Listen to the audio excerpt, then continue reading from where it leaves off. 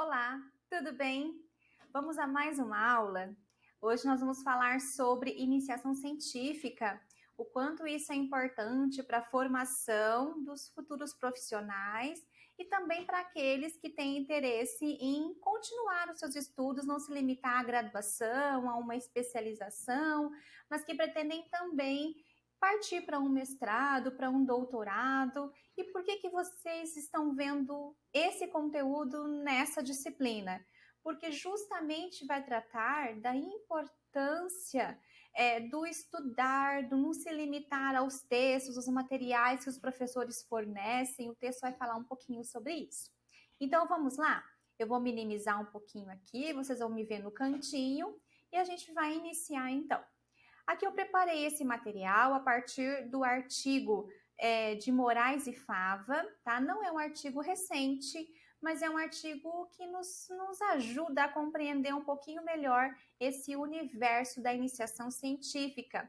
Inclusive os autores, né, como vocês sabem, eu gosto de trazer um pouquinho sobre os autores, um breve currículo deles, eles nem são da área da educação, mas para vocês verem que quando a gente fala de metodologia científica, independente da área, a metodologia ela é igual em todas as áreas.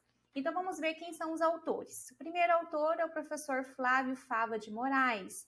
Ele é graduado em odontologia, ele tem doutorado em ciências pela Universidade de São Paulo. Ele é um professor que já tem uma vasta experiência, né, na docência. Ele é professor visitante da Universidade de Michigan, nos Estados Unidos, e também professor emérito do Instituto de Ciências Biomédicas da Universidade de São Paulo. O professor Marcelo Fava, ele é graduado em odontologia também pela Universidade Federal de Pelotas. Ele tem mestrado em odontologia pelo Centro de Pesquisas Odontológicas de São Leopoldo, Mandique, ok? Bom, os autores nos trazem uma situação bem interessante já no início do texto, na introdução. Eles nos falam que temos cerca de 170 milhões de habitantes no nosso país. E vocês sabem quantos o percentual de estudantes no ensino superior dessa população? De 1,2%, tá? Esse texto não é recente, é dos anos 2000, né? Mas vocês acham que esse percentual aumentou muito no decorrer desse tempo aí, desses mais de 14 anos, né? Mais de 20 anos? Não mudou tanto não, gente. Ou seja, ainda tem muitas pessoas que terminam o ensino obrigatório e não chegam a cursar o ensino superior, infelizmente. Tá? Então, deste percentual de estudantes, né, que lá nos anos 2000 era cerca de 2 milhões de estudantes, 1/3 deles está nas universidades públicas, né, que com certeza deve ter aumentado esse número, mas proporcionalmente falando, né, ainda vai continuar sendo 1/3 em média, né, nas universidades públicas. E os outros 2/3, ou seja, um quantitativo maior, vão estar nas universidades ou faculdades pagas, as privadas, né? E nós temos a real noção, né, de que quando a gente fala de qualidade da educação, de envolver aqueles 3 eixos que eu expliquei para vocês, da pesquisa, do ensino, da extensão, isso acontece nas universidades, né? Não acontece públicas, né? Não acontece nas universidades particulares, nas privadas, aquelas que são pagas, né? Então, quer dizer, nós temos aí muito mais instituições, alunos que estão em instituições que se preocupam, né, com o ensino daquele ramo, daquela área profissional, mas acabam não dando a devida importância para a pesquisa e para a extensão, que é justamente os pilares, né, que norteiam o trabalho de qualidade no ensino superior, né? Os autores também nos chamam a atenção que a produção científica, né, é uma ação essencial do trabalho de uma pessoa que está na intenção de iniciar um processo de iniciação científica, né? Que inclusive dentro da universidade vocês têm essa possibilidade, né, de trabalhar com professores, por meio de iniciação científica, recebendo bolsas ou até mesmo de forma voluntária. Mas a ideia necessariamente da iniciação científica é justamente levar vocês a produzir artigos científicos, né? E dessa forma, ter condições, então, de terem frutos nessas três vertentes, que é justamente a capacitação de vocês enquanto futuros profissionais, vocês dominarem muito bem a teoria e a arte de escrever artigos, por exemplo, textos, né, sobre determinado assunto que vocês vão se especializar na iniciação científica, vocês saberem uma infraestrutura adequada na organização de um artigo, por exemplo, e também a questão do investimento permanente, já que o processo de iniciação científica dentro das universidades, eles podem ser permeados por bolsas, né? Os alunos que participam da iniciação científica podem receber bolsas para produzir conteúdo, produzir conhecimento, né? Mas a iniciação científica, eu digo a vocês, que também começa no curso de graduação. Porque quando vocês estão aqui ingressando no curso, né, pode ser que vocês nunca tivessem contato com esse universo, com tudo que a gente já viu até agora, né? Mas para vocês é um aprendizado, vocês estão aprendendo.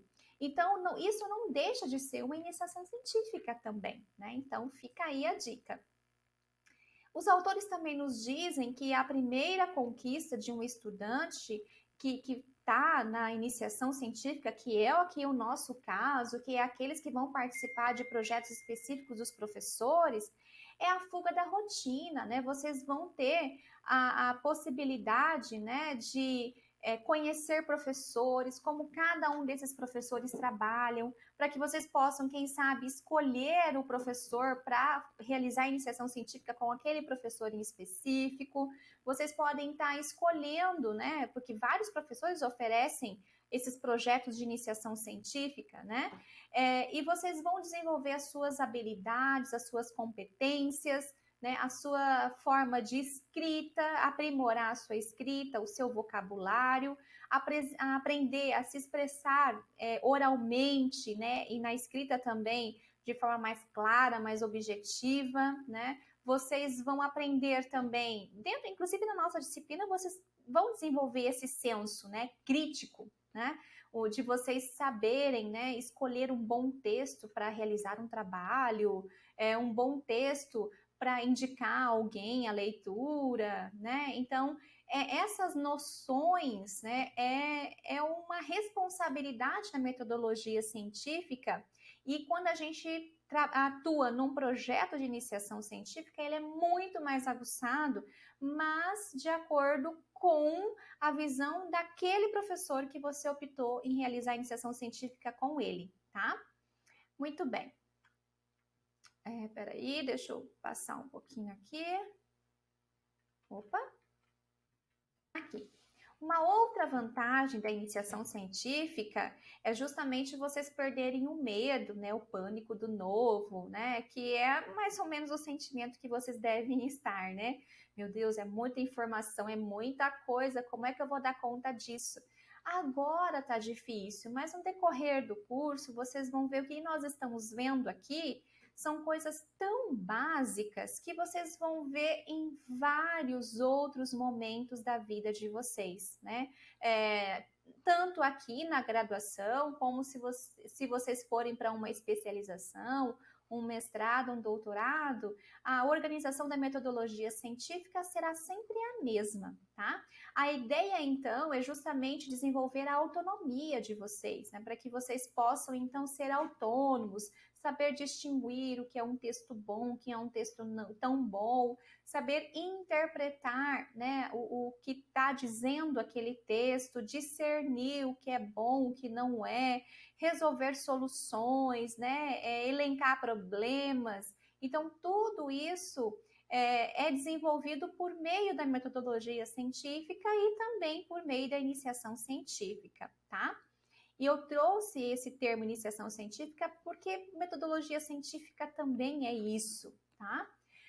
Um outro diferencial também é justamente aquele que privilegia a iniciação científica como uma chance de vocês entenderem como a ciência ela é organizada, né? E o aluno acaba ganhando muito com isso, porque vocês vão aprender a estudar sozinho, né? A ser independentes. Vocês vão ter condições de saber escolher um bom texto, né? Ao longo da disciplina vocês vão saber fazer essas escolhas, né?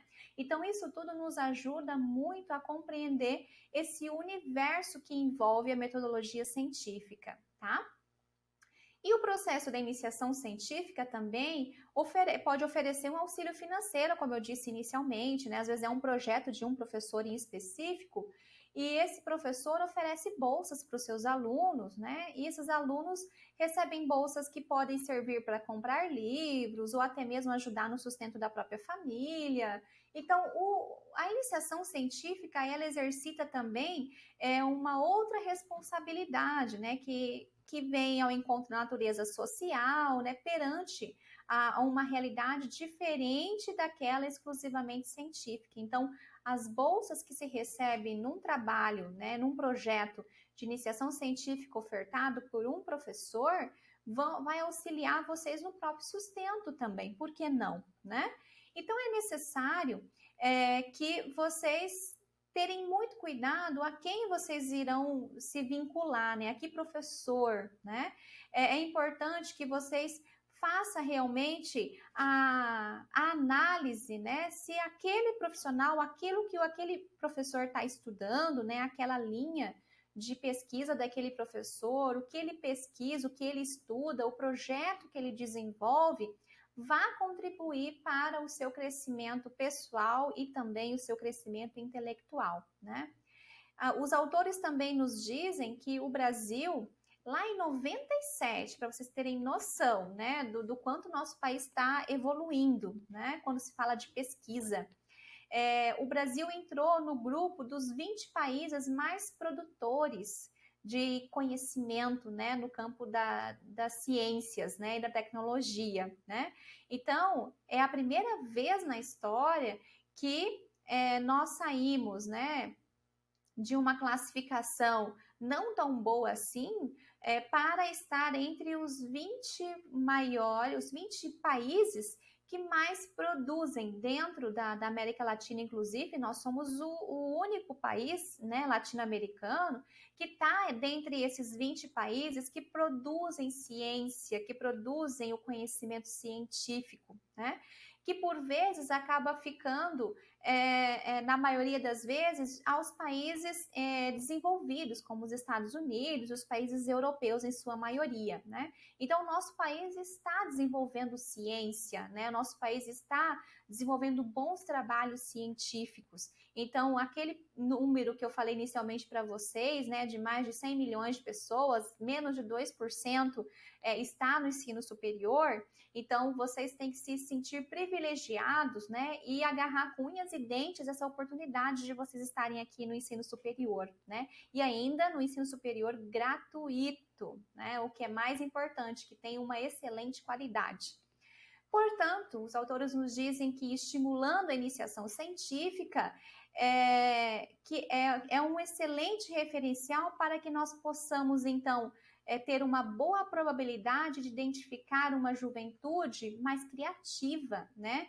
Conquistando, então, um melhor desenvolvimento social e também um melhor desenvolvimento econômico. E aqui eu deixo para vocês a referência do texto que eu realizei essa aula, que está disponível no nosso ambiente para que vocês tenham, então, a leitura na íntegra deste material. Até a próxima!